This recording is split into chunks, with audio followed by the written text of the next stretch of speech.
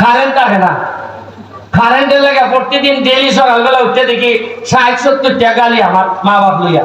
কিতা করবো আমি আল্লাহর রাস্তায় আপনারা চুনারঘাটবাসী যারা আছেন, আমি অসহায়। আপনারা জানি অনেক কষ্ট করতেছেন। আমি এমপি হিসাবে আমি অনেক অসহায় বিভিন্ন ক্ষেত্রে, কিছু কিছু জায়গায় আমি পারি না, তারপর আমি চেষ্টা করে যাইতেছি যাতে কষ্ট কমে। কারণ আমি আপনার ভোট আমানত হিসাবে নিছি, আমি তো বইয়া থাকতাম পারি না, আমি চেষ্টা করে যেতেছি। আমি আপনার আমার লেগে দোয়া করবা যদি বাচ্চা থাকি, আমি স্থায়ী ভাবে কিভাবে সমাধান করা যায় এটার চেষ্টা আমি করবো। কারেন্ট থাকে না। কারেন্টের লেগে প্রতিদিন ডেইলি সকালবেলা উঠতে দেখি ৬০-৭০ টাকা গালি আমার মা বাপ লইয়া, যে তোমার প্রতিষ্ঠান না কারেন্ট থাকে না।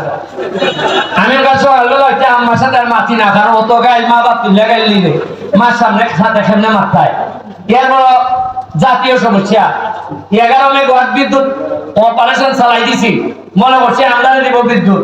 আমরা বিদ্যুৎ খালি উৎপাদন করছি স্বাস্থ্যগঞ্জ, জাতীয় গ্রিডাই এক ঠাই লই গেছি কেন কয়টা আমরা বাচ্চাই দেবো শব্দে। আমি সোনাঘাট মাধবপুরের লেগে কইলে শ্রীমঙ্গলে হয়তো না, এখন রাষ্ট্র তো দেখে তার লেগে সব এলাকা। আমি তো দেখি আমার খালি মাধবপুর সোনারঘাট, আর রাষ্ট্রের কাছে তো আমি অসহায়। এরপরে আমার এরা কথা দিছে যে বৃষ্টিটা পড়লই লোডশেডিংটা কমে যাবে। কিন্তু কিতা করবো আমি আল্লাহর রাস্তায় আপনারা সোনারঘাটবাসী যারা আছেন, আমি অসহায়। আপনারা জানি অনেক কষ্ট করতেছেন। আমি এমপি হিসাবে আমি অনেক অসহায় বিভিন্ন ক্ষেত্রে, কিছু কিছু জায়গায় আমি পারি না, তারপর আমি চেষ্টা করে যাইতেছি যাতে কষ্ট কমে। কারণ আমি আপনার ভোট আমানত হিসাবে নিছি, আমি তো বইয়া থাকতাম পারি না, আমি চেষ্টা করে যেতেছি। আমি আপনার আমার লেগে দোয়া করবা যদি বাচ্চা থাকি, আমি স্থায়ী ভাবে কিভাবে সমাধান করা যায় এটার চেষ্টা আমি করবো। আর আপনাদের 26-এর আইনের যে বিষয়টা, এই বিষয়টা আমি সুপ্রিম কোর্টের ব্যারিস্টার হিসাবে আপনারা আমার সাথে যোগাযোগ করবা, এটাকে চ্যালেঞ্জ করিয়া এটাকে কোনো একটা আইনি ভাবে হাইকোর্টের মাধ্যমে একটা অর্ডার আনা যায় কিনা এটা আমি চেষ্টা করব। এটা এমপি হিসাবে না, এটা ব্যারিস্টার হিসাবে। আর আরো ক্ষমতা আছে ব্যারিস্টারের।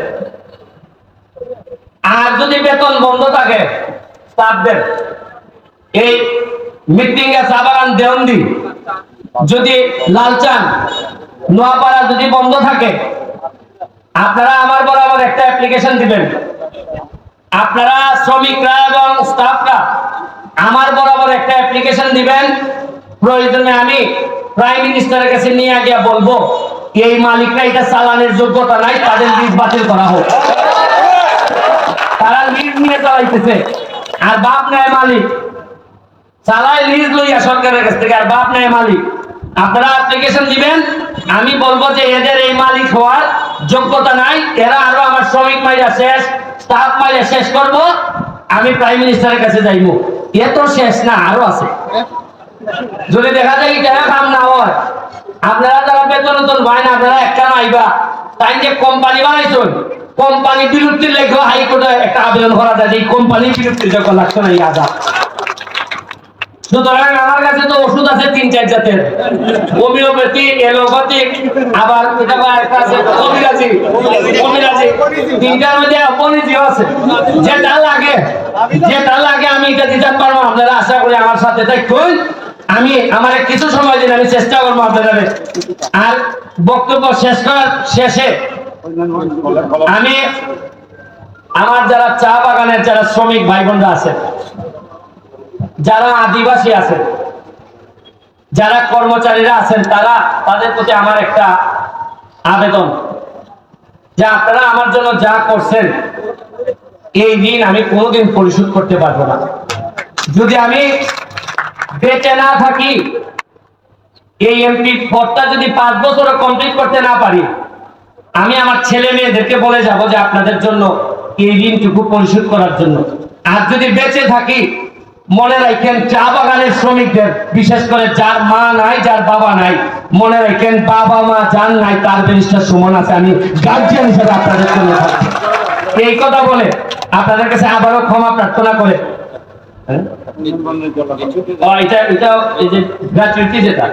এইটাও আপনাদেরকে চ্যালেঞ্জ করতে হবে, কিসেতে হাইকোর্টে চ্যালেঞ্জ করতে হবে।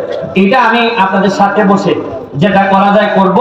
আপনারা টিম একদিন আইনগতভাবে আমার সাথে বসবেন, আমি বসবো। আপনাদের কাছে আবারও দোয়া জননেত্রী শেখ হাসিনার জন্য, হ্যাঁ, জননেত্রী শেখ হাসিনার জন্য দোয়া চাচ্ছি, যদি উনি বেঁচে থাকেন তাহলে আমাদের মতো কিছু মানুষ কিছু কাজ করতে পারবে বলে আমার একটা ধারণা, আমার একটা বিশ্বাস। এই দোয়া ও শুভেচ্ছা চেয়ে আজকের মতো বিদায় নিচ্ছি। জয় বাংলা, জয় বঙ্গবন্ধু।